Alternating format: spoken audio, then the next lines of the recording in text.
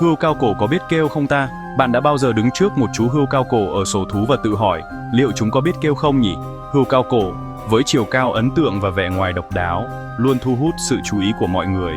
Nhưng có một điều mà nhiều người thắc mắc, đó là liệu chúng có thể phát ra âm thanh hay không? Với chiếc cổ dài miên man kia, tiếng kêu của chúng chắc phải vắng xa lắm. Nhưng thực tế lại không đơn giản như vậy. Hươu cao cổ có một cấu trúc cơ thể đặc biệt, và điều này ảnh hưởng đến khả năng phát ra âm thanh của chúng. Nhưng sự thật có phải như vậy? Hươu cao cổ có thể phát ra âm thanh, nhưng chúng không thường xuyên làm điều đó. Âm thanh của chúng thường rất nhẹ nhàng và khó nghe, giống như tiếng thở dài hoặc tiếng rên rỉ. Thực tế là rất nhiều người trong chúng ta chưa từng nghe thấy tiếng hươu cao cổ. Điều này không có nghĩa là chúng không thể phát ra âm thanh, mà chỉ là chúng rất ít khi làm điều đó. Hươu cao cổ thường giao tiếp với nhau bằng cách sử dụng ngôn ngữ cơ thể và các tín hiệu không lời. Điều này khiến nhiều người tin rằng loài vật hiền lành này không thể phát ra tiếng động. Nhưng thực tế là chúng có thể phát ra âm thanh, chỉ là chúng không thường xuyên làm điều đó. Khi cần thiết, hươu cao cổ có thể phát ra những âm thanh nhẹ nhàng để giao tiếp với nhau. Liệu đây là sự thật hay chỉ là một hiểu lầm phổ biến? Hươu cao cổ có thể phát ra âm thanh, nhưng chúng không thường xuyên làm điều đó. Điều này khiến nhiều người tin rằng chúng không thể phát ra tiếng động, hay là hươu cao cổ đang che giấu một bí mật đồng trời về khả năng giao tiếp của mình. Thực tế là hươu cao cổ có thể phát ra âm thanh, nhưng chúng không thường xuyên làm điều đó. Điều này khiến nhiều người tin rằng chúng không thể phát ra tiếng động. Hãy cùng khám phá nhé! Hươu cao cổ có thể phát ra âm thanh, nhưng chúng không thường xuyên làm điều đó. Điều này khiến nhiều người tin rằng chúng không thể phát ra tiếng động. Nhưng thực tế là chúng có thể phát ra âm thanh, chỉ là chúng không thường xuyên làm điều đó. Khoa học lên tiếng nói thầm của hươu cao cổ. Trong nhiều năm qua, các nhà khoa học đã luôn tò mò về cách giao tiếp của loài hươu cao cổ. Chúng ta thường thấy chúng đứng yên lặng, cao lớn và duyên dáng trên các thảo nguyên châu Phi. Nhưng ít ai biết rằng chúng cũng có cách giao tiếp riêng của mình. Các nhà khoa học đã dành nhiều năm để nghiên cứu, và cuối cùng cũng đã có câu trả lời. Họ đã tiến hành nhiều thí nghiệm và quan sát kỹ lưỡng để hiểu rõ hơn về cách mà hươu cao cổ giao tiếp với nhau. Những cái nghiên cứu này không chỉ giúp chúng ta hiểu thêm về loài hươu cao cổ, mà còn mở ra những cánh cửa mới trong việc nghiên cứu các loài động vật khác. Hươu cao cổ có thể phát ra âm thanh. Điều này có thể khiến nhiều người ngạc nhiên, vì chúng ta thường nghĩ rằng hươu cao cổ là loài động vật yên lặng. Nhưng thực tế, chúng có khả năng phát ra những âm thanh đặc biệt mà tại người không thể nghe thấy. Tuy nhiên, thay vì những tiếng kêu vang dội, chúng lại giao tiếp bằng những âm thanh trầm thấp, gần như là tiếng nói thầm. Những âm thanh này có tần số rất thấp, nằm ngoài ngưỡng nghe của con người. Điều này có nghĩa là chúng ta không thể nghe thấy chúng bằng tai thường, nhưng điều đó không có nghĩa là chúng không giao tiếp. Những âm thanh này có tần số rất thấp, nằm ngoài ngưỡng nghe của con người. Điều này làm cho việc nghiên cứu chúng trở nên khó khăn hơn, nhưng cũng thú vị hơn. Các nhà khoa học đã phải sử dụng những thiết bị ghi âm đặc biệt để có thể ghi lại những âm thanh này và phân tích chúng. Vì vậy chúng ta thường không thể nghe thấy hươu cao cổ trò chuyện với nhau. Nhưng nhờ vào công nghệ hiện đại, chúng ta đã có thể khám phá ra những bí mật này. Các nhà khoa học đã phát hiện ra rằng hươu cao cổ sử dụng những âm thanh này để giao tiếp với nhau trong các tình huống khác nhau, từ việc tìm kiếm bạn đời đến việc cảnh báo về nguy hiểm.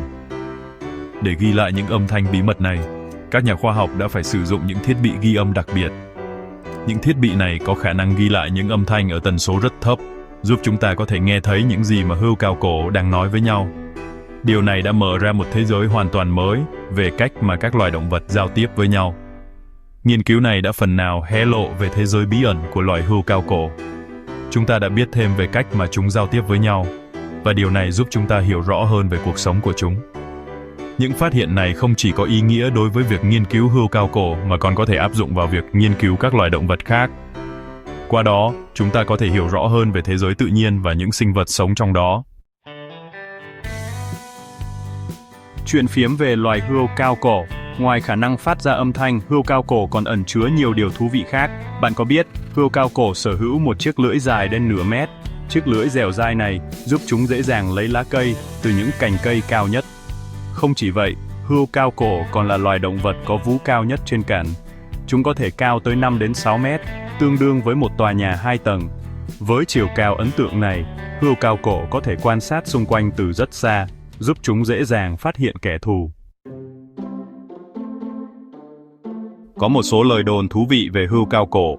Những sinh vật cao lớn này luôn thu hút sự chú ý của con người bởi vẻ ngoài độc đáo và những hành vi kỳ lạ của chúng. Ví dụ như, nhiều người cho rằng hươu cao cổ có thể ngủ đứng. Điều này nghe có vẻ kỳ lạ, nhưng thực tế là đúng. Điều này hoàn toàn chính xác. Hươu cao cổ có thể ngủ đứng, và điều này giúp chúng tránh được nguy cơ bị tấn công bởi các loài săn mới.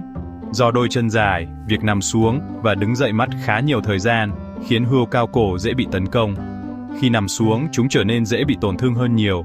Vì vậy, chúng đã tiến hóa để có thể ngủ đứng, vừa tiết kiệm thời gian, vừa đảm bảo an toàn.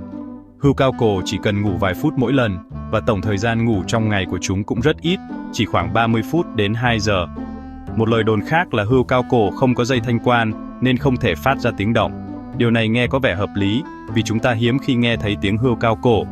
Như đã đề cập ở trên, điều này hoàn toàn sai lầm.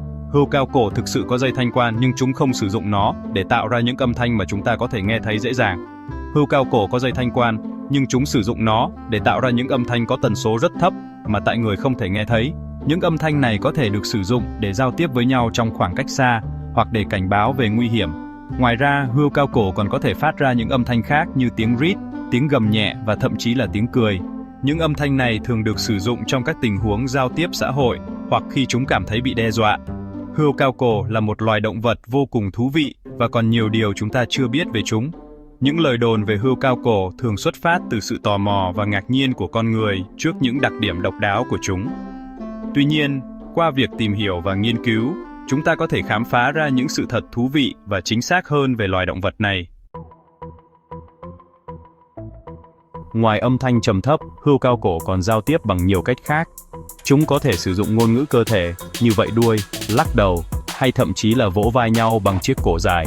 Những cái vỗ vai này thường được sử dụng để thể hiện tình cảm, hoặc để thiết lập trật tự trong đàn. Các nhà khoa học tin rằng, cách giao tiếp đa dạng này giúp hươu cao cổ thích nghi tốt hơn với môi trường sống. Bạn có tin được không? Hươu cao cổ còn có thể giao tiếp bằng bước chân. Những bước chân nặng nề của chúng khi di chuyển có thể tạo ra những rung động trên mặt đất, truyền đi thông điệp cho đồng loại. Cách giao tiếp đặc biệt này đặc biệt hữu ích khi hươu cao cổ di chuyển trong khu vực có nhiều cây cối rậm rạp, nơi tầm nhìn bị hạn chế. Thật là một loài động vật thông minh và thú vị, phải không nào?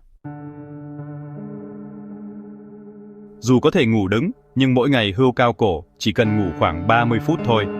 Chúng thường chia giấc ngủ thành nhiều lần ngắn, mỗi lần chỉ kéo dài vài phút.